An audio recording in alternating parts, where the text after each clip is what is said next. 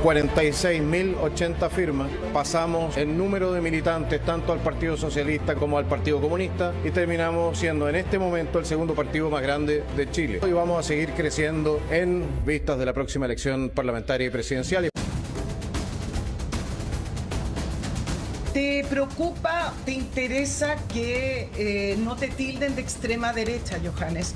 ¿Por qué me iba a preocupar de la opinión de gente cuyo valer moral se reduce con cada infamia que tiran a la palestra? Nosotros tenemos un proyecto político que no es el proyecto político de Chile Vamos.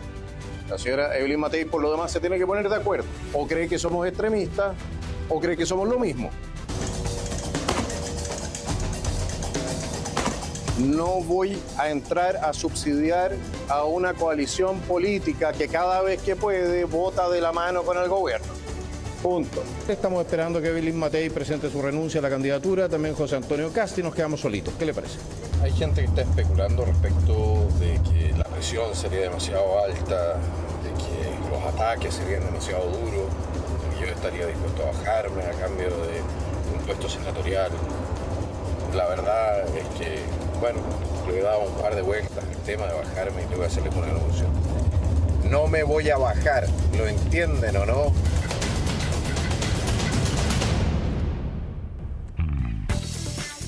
No me voy a bajar, ¿lo entienden o no?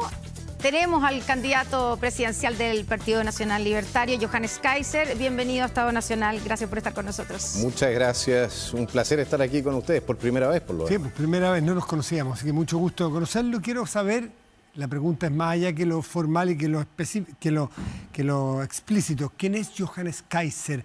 ¿De dónde viene? Bueno, sabemos dónde quiere ir, pero ¿cuáles son sus aspiraciones más allá de las cosas que le conocemos? Su trayectoria. Mire, ¿de dónde vengo? Yo tengo una vida que ha tenido muchos altos y bajos. Mucho de ello ya ha sido comentado en distintos medios de prensa. Y eso ha sido lo que me ha ido forjando como carácter. Nosotros vamos transformándonos en lo que somos de la mano de victorias, pero especialmente de las derrotas que nosotros sufrimos en la vida. En la medida que uno es capaz de irse superando, va transformándose en mejor persona. ¿Cuáles son esas derrotas en su vida? Por ejemplo, yo le diría que el no haber terminado mis estudios se transformó en una derrota. Se transformó en una derrota no porque yo lo haya visto así en ese momento. No tenía necesariamente interés en trabajar como profesional, pero ahora me está cobrando el precio. ¿Y por qué lo hizo? ¿Por inmadurez en su momento? Yo creo que hay una mezcla entre inmadurez y también... Pero también lo que yo veía que iba a ser mi diseño de vida. O sea, esto de estar sentado aquí con ustedes en este momento no estaba de ninguna manera en la planificación. ¿Y en qué minuto, y en qué momento, y qué pasó para que eso ocurriera? Usted dice, voy a ser candidato presidencial. ¿O es porque en las encuestas empieza a aparecer y ahí se entusiasma? No, a ver. ¿Qué pasó en su vida para terminar aquí sentado? Esta historia es un poco más, o sea, tiene un poco más de... Tiene una ironía, de hecho creo que es culpa de Pamela Giles. ¿Ya? ¿Por qué? Porque yo había renunciado hace poco tiempo atrás al Partido Republicano, esto fue en febrero del año pasado, y estábamos en un programa en la radio Agricultura. Y la Pamela, creo que fue Pamela la que lanzó entonces la talla, bueno, entonces te puedes tirar de candidato presidencial. Y yo dije, bueno, pues, ¿y por qué no? ¿Y por qué no? Teníamos que conformar un partido político, la lógica es tener un representante que vaya a pelear la primera magistratura. Eso servía también para darle espaldas al proyecto político. Y esto agarró entonces una dinámica muy propia. También, pero las cosas agarran dinámica propia por un agente exógeno, en este caso Pamela Giles. Pero usted, ¿desde cuándo en su foro interno, volviendo a quién es usted, siente que tiene esta obligación con el país y desde cuándo se siente capaz de dirigir los destinos de 18,5 millones de personas? Mire, ¿desde cuándo siento que tengo la obligación de hacerlo? Yo le diría que eso se ha ido conformando en la medida que hemos ido avanzando. Respecto de por qué soy mejor o creo estar mejor capacitado que otras personas para hacerlo, yo le diría que eso ha sido el resultado de ver lo que ha sucedido los últimos 3 años, también en mi sector.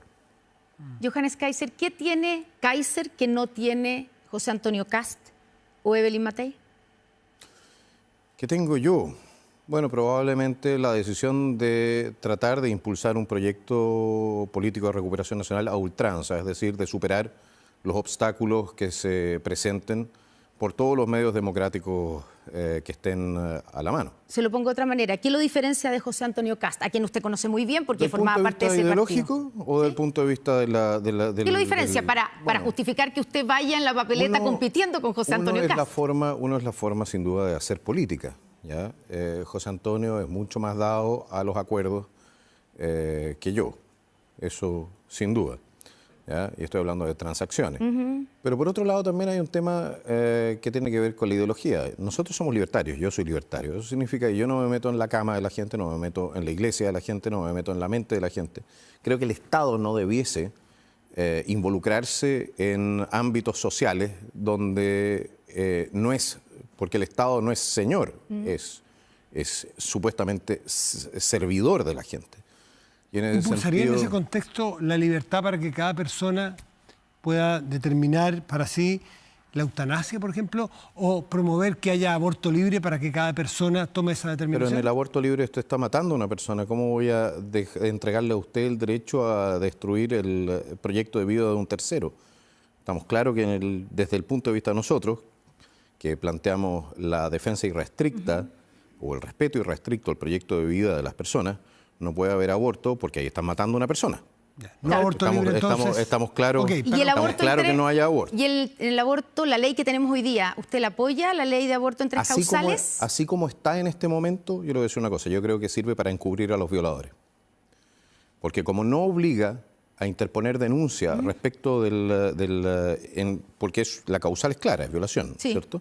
Como no obliga a interponer denuncia, lo que hace es, sobre todo en casos de niñas menores de edad, que han sido abusadas por cercanos, lo que sea, se realiza el aborto y después las despachan de vuelta al mismo hogar donde han sido abusadas. Y ese tipo de cosas yo creo que efectivamente requiere de una reforma y creo que... ¿Pero una reforma de qué tipo? ¿Sacar la causal? Porque son dos cosas distintas. Si o perseguir a los violadores. Mire, una cosa está clara, si usted está dispuesto como sociedad, ¿ya? Y yo creo que ahí hay un conflicto moral bien profundo. Si usted está dispuesto como sociedad a matar a un inocente y no está dispuesto a perseguir al violador, entonces tenemos un problema. ¿En eutanasia, Johannes? La eutanasia es una decisión muy personal. Yo creo que cada persona tiene derecho a decidir en ese sentido sobre su propia vida. Otra cosa es que me cobren a mí o exijan que yo financie el suicidio de una persona. ¿Impulsaría la eutanasia? No creo que yo pueda obligar a otra persona a financiar o a ayudarme a mí a poner fin a mi vida.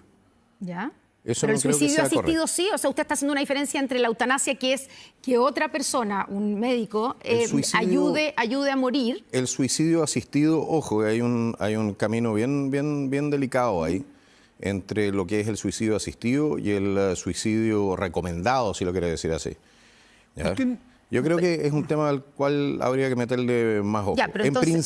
En principio yo creo que todo ser humano es dueño de su existencia y yo por eso, por ejemplo, si una persona toma la trágica decisión, por lo demás, de poner fin a su propia vida, yo en ese sentido lo respeto. Usted no era diputado en el momento que se discutió, ni se sancionó, ni se votó otro tipo de legislaciones que están vigentes. Por ejemplo, usted de la Unión Civil, ¿qué pensó en su momento como ciudadano? O matrimonio igualitario.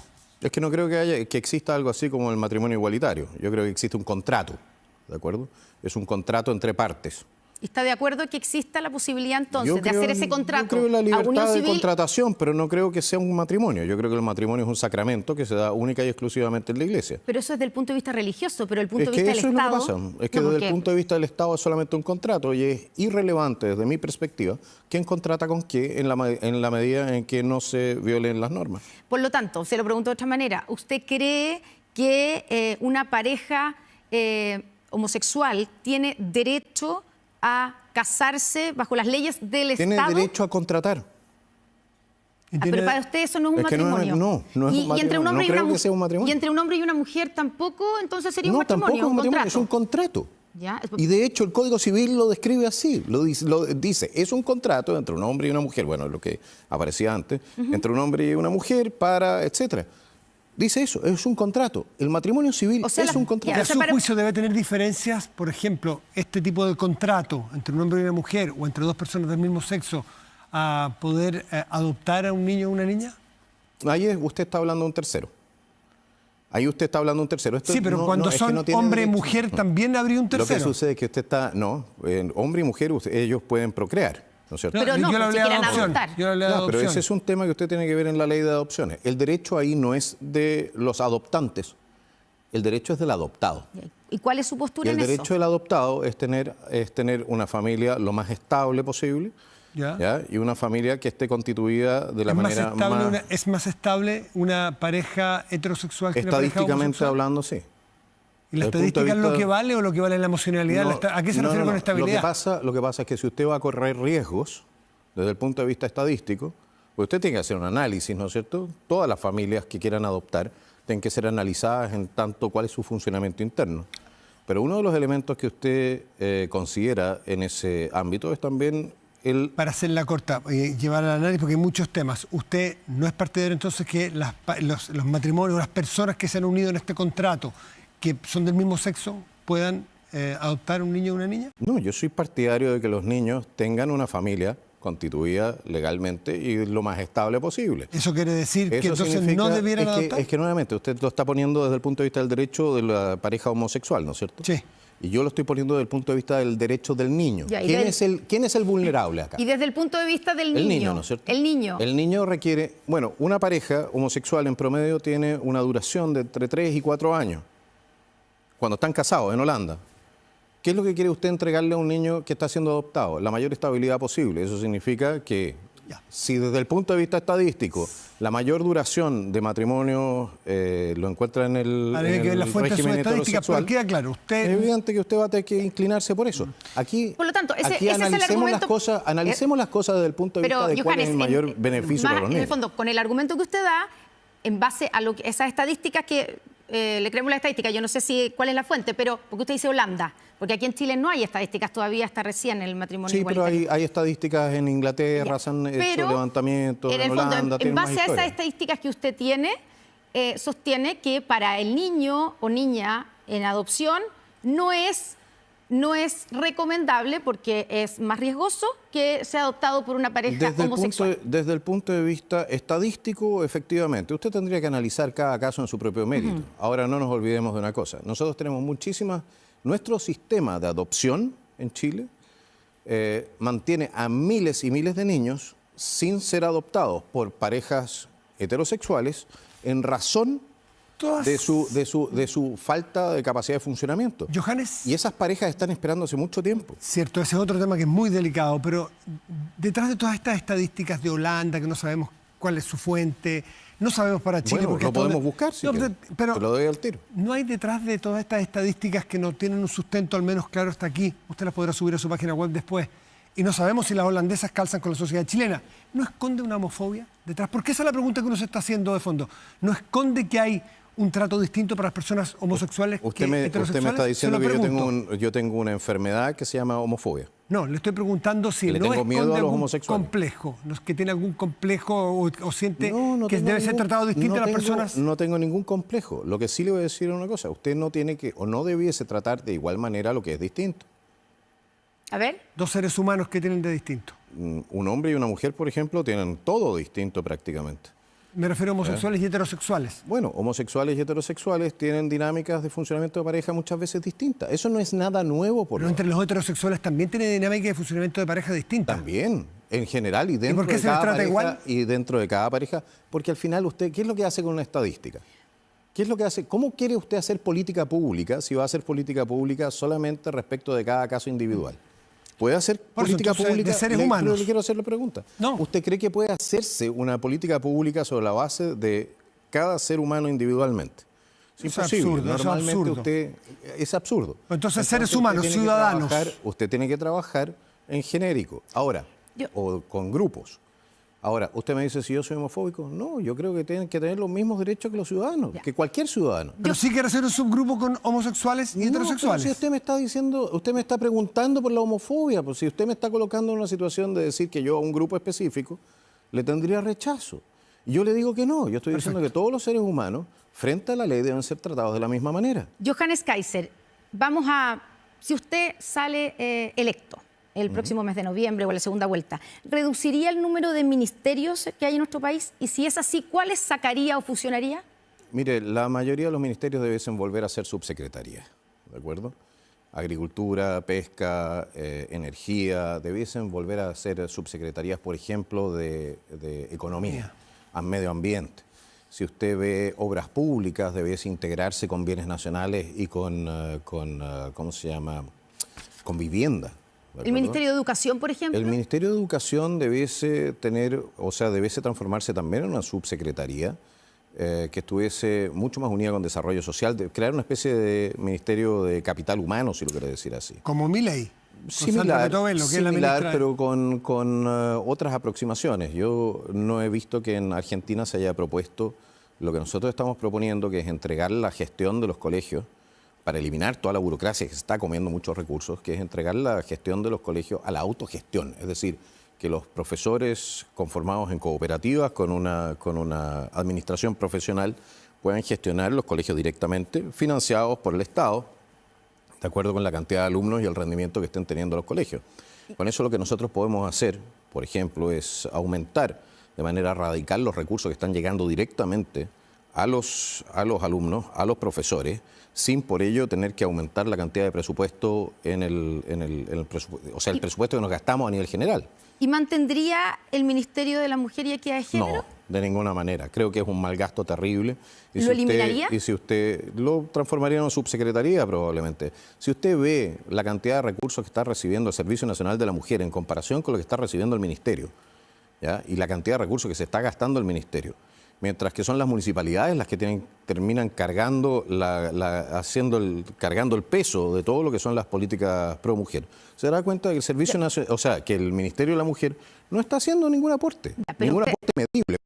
Usted no valora, digamos, que exista un ministerio dedicado a las políticas públicas, a impulsar políticas públicas para que haya equidad de género, para que haya esa igualdad entre el hombre y la mujer y las oportunidades. Ha sido un meridiano desastre por lo demás el Ministerio de la Mujer. ¿A qué se refiere? ¿Por qué?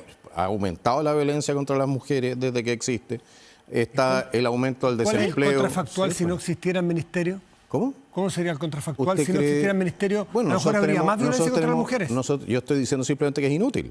En la práctica... ¿Pero cómo lo medimos? En la práctica, bueno, nosotros vemos que el Ministerio de la Mujer fue creado con un objetivo específico, ¿ya?, y esos objetivos no están siendo alcanzados. ¿O no? Incluso en la misma moneda no están siendo alcanzados. En esta administración, que es una administración que, a diferencia de todas las anteriores, de las que yo tenga memoria, ya tengo 49 años de edad, ¿ya?, es la administración más golpeada por casos de abuso de todo tipo que conozcamos. ¿Pero aquí tiene cifras de eso? Pero, a ver, estamos en TVN. Sí. Ok, nos estamos olvidando entonces la cantidad de casos sobre Seremi, subsecretario del Interior, etcétera, etcétera, que se han dado en esta administración. Pero no sé si es el gobierno donde más ha sucedido eso. Yo no me acuerdo, bueno, por lo menos ha sido aquel donde ha sucedido con más prensa. Y creo que la gente sabe perfectamente a lo que me refiero en esta materia. Quiero detenerme un segundo, Johannes, en el tema de la mujer a partir de su postura con el Ministerio, y porque usted ha tenido algunas intervenciones políticas polémicas al respecto. Le quiero citar una hace algunos años, yo sé que usted la sabe cuál es, pero usted dijo en su programa: las mujeres dejan de ir al parque a trotar porque tienen miedo a inmigrantes que las pueden violar, pero siguen votando por los mismos partidos que están trayendo a esa gente. Y tú realmente te preguntas si el derecho a voto fue una buena idea. Sí. ¿Usted de verdad, esto me imagino que es una ironía, usted de verdad cree que no fue una buena idea que las mujeres tengamos derecho a voto? Me alegra que usted haya reconocido de inmediato que era una ironía. Yo supongo, porque hay mucha otra gente, hay mucha otra gente que parece completamente incapaz de reconocer la ironía. Sí le voy a plantear lo siguiente. Del 2015 al 2016, y esto es respecto de un análisis electoral que hicimos sobre una elección en Alemania, ¿ya? Así que para todos aquellos que dicen que esto fue en Chile, del 2015 al 2016, la noche de Año Nuevo, hubieron miles de ataques sexuales en la ciudad de Colonia y en muchas otras ciudades alemanas. Y pocos meses después hubo una elección al Bundestag alemán. Y el resultado electoral no reflejó de ninguna manera que el gobierno alemán de la señora Angela Merkel de la época había abierto las fronteras y había permitido que esto sucediera, donde estos supuestos refugiados extranjeros se habían coordinado incluso por WhatsApp. Permítame terminar la historia. Entonces esa noche yo estaba trabajando. Yo estaba trabajando de portero, de recepcionista en el hotel en Innsbruck. Y entró un grupo, unas 12, 13, 14 niñas, que habían sido atacadas y abusadas y acosadas sexualmente en la plaza, que estaba al lado, estaba a 2 cuadras. Y los refugiados detrás. ¿Usted cómo cree que yo, que pensé en ese momento que el sistema democrático de alguna manera iba a castigar duramente a quienes habían sido tan irresponsables de permitir algo así, cómo cree que uno iba a ver las cosas? Yo tuve que sacar a patadas a un par de esos caballeros que venían detrás. Entonces, a mí me parece un poco irregular, por decirlo menos, ¿ya? Que se saque de contexto un video que es de 1 hora entera, saque este pedazo, no se reconozca la ironía, porque es decir, bueno, ¿para qué quiere el derecho a voto? Si no vamos a corregir a la gente que está haciendo las cosas mal, entonces, ¿para qué quieren voto? Para aclarar lo mismo que lo anterior del tema de la homofobia, su punto es que hombres y mujeres deben mantener completa igualdad en derechos en todo ámbito. Absolutamente. Para que quede claro. Igualdad ante la ley. Lo que yo he peleado, por ejemplo, en el Congreso de manera sistemática ha sido la igualdad ante la ley. Es por eso que yo, por ejemplo, soy contrario a la perspectiva de género, ¿ya? Porque creo que introduce un elemento que distorsiona el objetivo primario de toda república, que es que seamos iguales ante la ley. La justicia tiene que tratar a todos con la misma. O sea, está en contra, por ejemplo, de aplicar cuotas de género para minoría, como en este caso no somos minoría, pero a veces nos tratan como minorías, para las mujeres. Es que si usted aplica, por ejemplo, una cuota de género en materia electoral, ¿okay? Usted está beneficiando a un grupo de mujeres, ¿no es cierto? Porque las mujeres son mayoría como votantes. Sí, pero históricamente no hemos tenido... Es que usted no puede castigar. No hemos tenido la misma oportunidad. Entonces... Es que usted no puede castigar a los hombres de hoy día por los pecados del pasado. Si usted está creando ¿cómo se dice? Una culpa hereditaria, entonces tenemos un problema. ¿Por qué castigo no es mejorar, no es enmendar un problema, una brecha cultural que tenemos, cosa que los partidos, de entrada me refiero, por lo pronto pongan la misma cantidad, es distinto a la salida, estoy de acuerdo, electoral, pero que todos presenten números igual de hombres y mujeres, que los partidos hagan un esfuerzo de buscar mujeres? Mire, porque lo más fácil es buscar entre hombres culturalmente. En principio no hay ninguna dificultad con eso. Yo creo que hay partidos que tienen mayor representación femenina dentro de sus filas que otros, sin duda. Ahora, cuando usted tiene, por ejemplo, o usted ve la participación en política, sí, hay más interesados masculinos que femeninos, especialmente para las... ¿O hemos educado más a los hombres? No sabe lo difícil que es conseguir candidatas mujeres, y no es tan fácil. Bueno, por eso es que la ley de cuota a lo mejor trabaja el músculo para hacerlo. Pero es que no es solamente que uno no quiera, sino que es muy difícil encontrar mujeres que estén dispuestas a hacer esa pega. ¿No será porque las mujeres culturalmente se les ha educado para que ellos cuiden a los adultos mayores de su familia, para que ellos salgan menos al ámbito laboral? No lo creo. Yo creo que tiene que ver, bueno, hasta cierto punto puede tener que ver con eso, puede tener que ver con la cantidad de obligaciones que tienen, ¿ya? Pero por otro lado también hay que tener presente lo siguiente. Son, de alguna manera, los varones los más agresivos en materia de buscar ciertas posiciones de poder. Eso es, no sé si es biológico o no, pero sí puedo decirle lo siguiente: es medible, son más agresivos, y en ese sentido es más fácil conseguir, por ejemplo, candidatos que se expongan también a lo que es un proceso electoral. Por eso hay que tratar de ayudar también que a las mujeres se atrevan. Pero vamos a otro tema, pero vamos por el tema. Pero a mí me gustaría hablar del tema de salida, porque yo estoy absolutamente de acuerdo con ustedes que nosotros deberíamos tener más mujeres. ¿Sí? Nosotros lo tratamos de hacer en el Partido Nacional Libertario, de llevar más candidatas, y de hecho vamos a llegar grandes candidatas. Pero el tema de salida, ¿ya? Si usted pone paridad de salida, lo que usted está haciendo es decirle a los votantes, tanto hombres como mujeres, sabe que más yo su deseo, su voto, no lo respeto, yo le voy a poner entonces el candidato que yo creo que lo va a representar. De la paridad de entrada, no de salida. Y de la paridad de entrada, hablemos. De la paridad de salida, nica. Johannes Kaiser, usted dijo que una de las de las diferencias que lo diferencia con José Antonio Kast es la tendencia a llegar a acuerdos de José Antonio Kast. Sin acuerdos, ¿cómo pretende gobernar si es que usted llega a la moneda? Mire, siempre depende de la calidad del acuerdo. ¿De acuerdo? Si usted empieza a empujar el carrito en dirección a lo que usted cree que es el estado deseable, perfecto. Si usted avanza un par de pasos, maravilloso. Si avanza uno solo, todavía es bueno.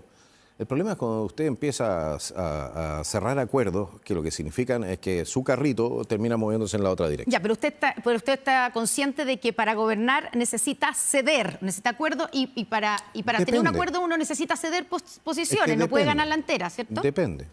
Pero no hay acuerdos. Yo no puedo, a ver, yo le voy a decir no una se cosa, cede. si yo quiero bajar impuestos y los otros quieren subir impuestos, entonces el acuerdo sería que no hagamos nada. Buscar compensaciones, Es por que ejemplo. ahí está el tema, buscar compensaciones. ¿Cómo busco compensaciones si necesito bajar impuestos? Todo el mundo está de acuerdo en bajar impuestos, pero hay gente que no quiere reducir el gasto. Pero no es reducir todas las Hay diferencias cosas- al blanco y negro, a que usted quiere subir y yo bajar, entonces cada uno para su casa. No, lo que pasa es que usted tiene ciertas situaciones que usted puede enfrentar en la práctica solo de una manera y eso tiene costo político. ¿Ya? Usted no puede mantener un gasto alto cuando tiene ingresos que se van reduciendo cada vez más. Punto. Usted tiene en algún momento también que decidir qué programas del Estado son los que mantiene y cuáles son los que elimina, sobre todo cuando tiene problemas de recursos. Nosotros tenemos un déficit fiscal permanente. Entonces, cuando usted entra a negociar ese tipo de cosas, sí, tiene que conversarlo, pero hay que tener presente lo siguiente: tomar medidas a medias puede ser más contraproducente, y eso se lo puede mostrar el señor Macri en su momento, puede ser más contraproducente, ¿ya?, que ir realmente por todo. Johannes Kaiser, usted dijo también, no lo dijo acá, pero quiero preguntárselo, pero lo dijo en una entrevista que tuvimos en la radio, que Evelyn Matei para usted no era de derecha. No, eso es lo que ella ha dicho. Ella ha dicho que es de centro derecha. Ah, bueno, entonces no es de derecha. Ya, usted no la considera de derecha. Yo creo que es bastante más de centro que de derecha. Ya, y si ella pasa a la segunda vuelta, no pasa usted ni José Antonio Kast, ¿usted va a votar por ella, haría campaña por ella? Personalmente, bueno, si nos entregan garantías, ¿Garantías de qué tipo? garantías, por ejemplo, que no van a volver a subir los impuestos, no van a crear nuevos ministerios, de que no van a mantener la frontera abierta, que nos entreguen garantías, y nosotros lo que estamos Ya, esperando... pero entonces la apoyaría. No. Primero me tienen que entregar las garantías. ¿Ya? No, si el orden de los factores tiene que estar muy claro en estas materias. Nosotros no entregamos apoyo a cambio de nada. Tiene que existir. ¿No le gustan las negociaciones? Aquí sí, una negociación en la cual nosotros podamos empujar nuestro carrito en la dirección correcta. Materias de vida cotidiana de los chilenos y las chilenas, si usted fuese presidente, hemos visto ahora que salió en el diario oficial el decreto que obliga a usar mascarillas, por ejemplo, en emergencia, en las urgencias de los hospitales. Usted sabemos que tiene alguna cercanía con los mundos antivacuna. Han llamado a aumentar los programas de vacunación. ¿Qué haría usted en el Ministerio de Salud? Mire, yo no soy antivacunas, yo tengo puestas mis vacunas, me puse 2 vacunas contra el COVID. Dije relación con el mundo Sí, antivacuna, pero ¿no? Usted lo sabe. a mí me encantaría que en Chile también levantásemos de repente, este canal podría levantar un programa respecto a cuáles han sido las comisiones investigadoras que se están dando en Europa, en Estados Unidos, respecto de España, respecto de lo que fue el tiempo del COVID, las medidas que se tomaron y los abusos que se cometieron y efectivamente la falta de resultados en ciertas materias. ¿Eso en qué se traduciría en su Ok. gobierno?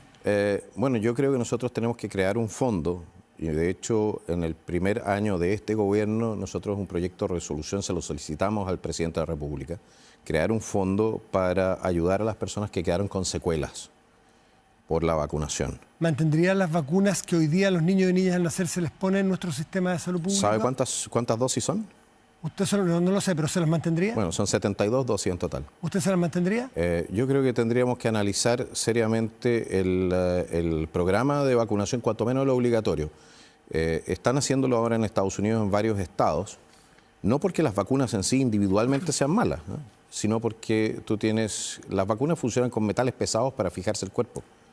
Habría que ver si efectivamente eso está teniendo un impacto o no en la salud. ¿Usted modificaría entonces el plan de vacuna de recién Yo no nacidos voy a en Chile modificar hoy? nada, eso lo vamos a dejar a los especialistas.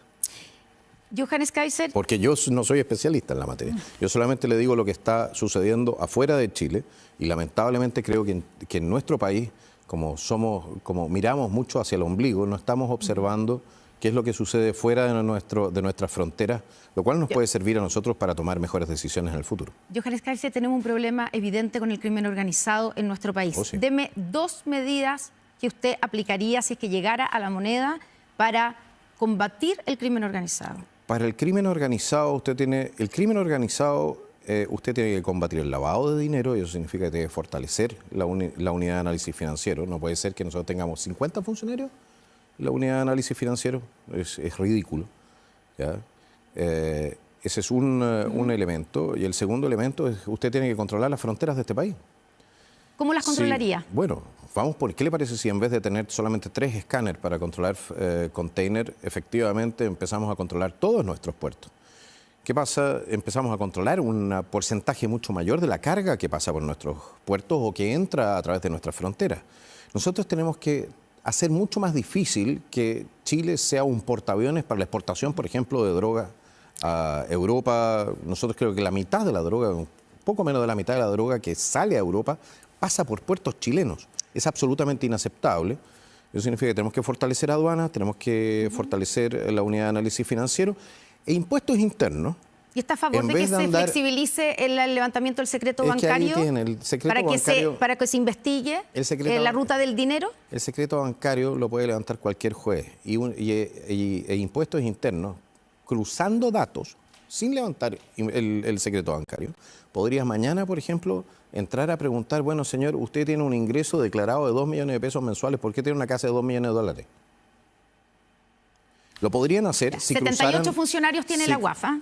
78, gracias. Ya. Eso incluye, por supuesto, también aquellos que no son fiscalizadores. Nos pilló el tiempo, que hay tantos temas, Banco Central, tantos temas. Impuestos internos, tenemos que impulsar a que impuestos internos, de la mano de investigaciones, empiece a revisar que la gente pueda efectivamente justificar la propiedad que tiene en su nombre. Johannes Kaiser, muchísimas gracias por estar esta mañana con nosotros. Muchísimas gracias por la invitación. Muchas gracias, y muchas gracias a ustedes por acompañarnos en esta... ¿Qué opinas? No olvides suscribirte y darle like al video. La finalidad de Despierta Chile es que ese compatriota que todavía está durmiendo y no despierta pueda enterarse de lo que está pasando en su país. Hasta la próxima, amigos.